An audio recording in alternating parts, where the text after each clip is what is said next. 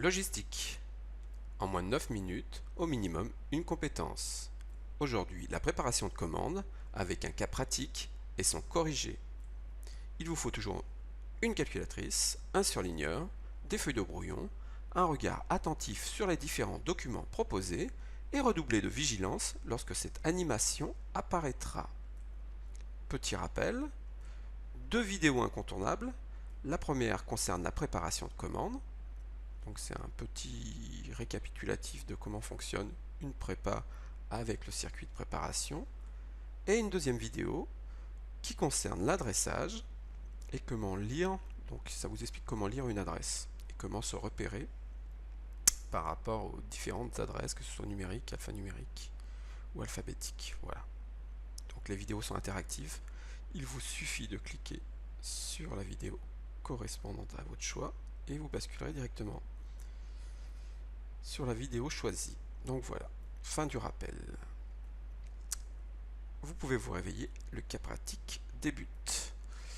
Vous travaillez chez Fribert, qui est un transporteur routier. Votre mission, évaluer les prestations logistiques et transport pour un client qui se nomme Biomag. Voici les 4 questions. Donc calcul de poids, circuit, calcul de la prestation. Les 4 commandes, le fichier de gestion des stocks, le plan d'entrepôt, le matériel de manutention et la grille tarifaire.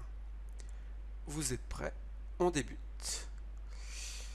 Alors la première partie de ce cas pratique, c'était le calcul du poids brut des 4 commandes. Donc vous aviez un tableau à remplir. Je fais apparaître les 4 commandes. La première commande, voici le numéro. Donc il suffit de la recopier. 2 désignations de produits. Voilà. Toujours de la recopie. Les quantités, recopie. Pour le poids brut, je fais apparaître le fichier de gestion des stocks. Pour la première référence, le poids était de 3,8. Nous avions 4 cartons, 15,2 kg. Pour la deuxième référence, 3,2 kg le carton. Nous avions 4 cartons, 12,8. 15,2 plus 12,8, on obtenait 28 kg. Le client, son adresse, c'était Agde. Voilà. Et vous procédez de la même façon pour les 3 autres commandes. Donc je vais vite, parce que c'est assez simple. Donc voilà. Et on obtenait un total de 400,4 kg. Deuxième partie du cas pratique, c'était le circuit préparation.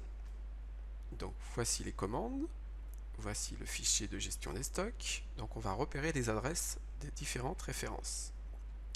Voilà la première désignation. On la retrouve dans notre fichier ici. Et l'adresse correspondante se trouve ici. DD, enfin voilà. Et vous procédez de la même façon pour les 7 autres désignations. Donc je vais vite. Voilà. Vous avez le récapitulatif à gauche et le plan à droite. Alors le plan était pré-rempli. Il y avait déjà 4 désignations indiquées sur le plan. La première est ici. Voilà, on la retrouve sur notre document. La deuxième est ici. La troisième est ici. Et la quatrième ici. Donc nous avions 4 désignations à placer sur le plan d'entrepôt. Concernant la première, des bêtes goji.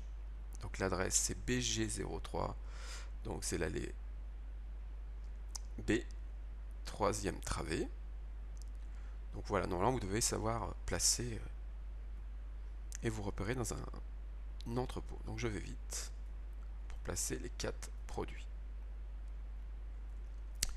Concernant les circuits de préparation, maintenant que nous avons nos produits indiqués sur le plan, il y avait un petit piège. Dans l'énoncé, il était indiqué que le chariot avait une capacité maximale de 315 kg, alors que notre commande dépasse les 400. Donc petit souci.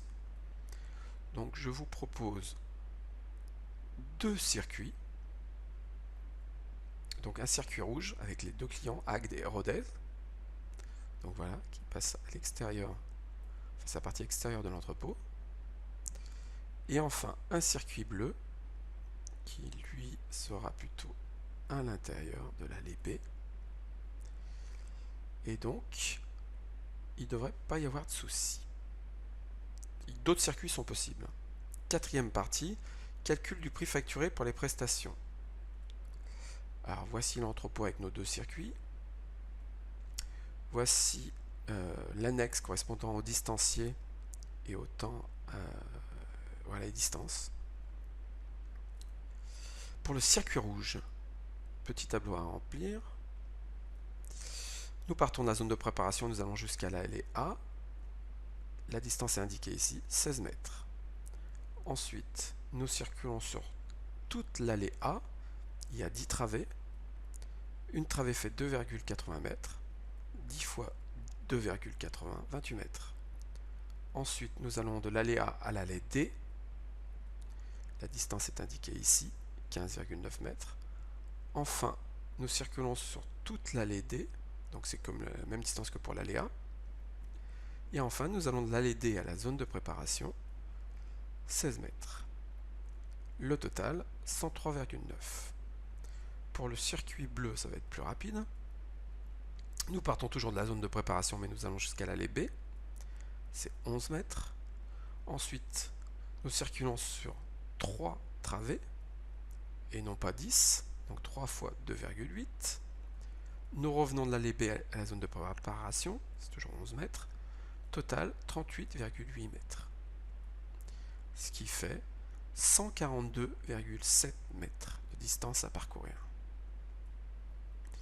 Pour le calcul du prix facturé, pour les prestations, on vous indiquait ici que pour la commande, le prix global est estimé à 10 €. Donc là, il n'y a pas de calcul, le prix du stockage c'est 10 €. C'est de la recopie. Par contre, pour le prix de la préparation, c'est 30 € de l'heure. Alors, on vous dit que la distance à parcourir était de 142,7 mètres, que les magasiniers se déplacent à la vitesse de 29 mètres par minute. Donc une petite division, et on obtenait 4,92 minutes. Sauf que dans l'énoncé, en annexe, on vous disait que les déplacements ne représentaient que 40% du temps total de la préparation. Puis qu'il y a la recherche, picking, étiquetage, le déplacement c'est que 40%. Alors pour ceux qui ont du mal avec les pourcentages, voici le calcul. C'est pas une multiplication, là il faut diviser par 0,4.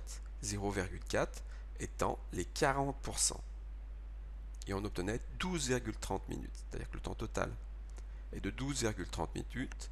Et sur ces 12,30 minutes, 4,92 minutes correspondent au déplacement. Le reste correspondant à la recherche, au picking, à l'étiquetage.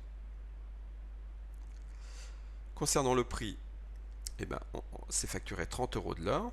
Donc 30 € divisé par 60, on a la tarification à la minute. 30 divisé par 60, et on multiplie par le nombre total de minutes facturées, c'est-à-dire 12,30. On obtenait 6,15 €. Ce qui fait un prix total de 10 plus 6,15 €, soit 16,15 €. Voilà. Merci de votre écoute.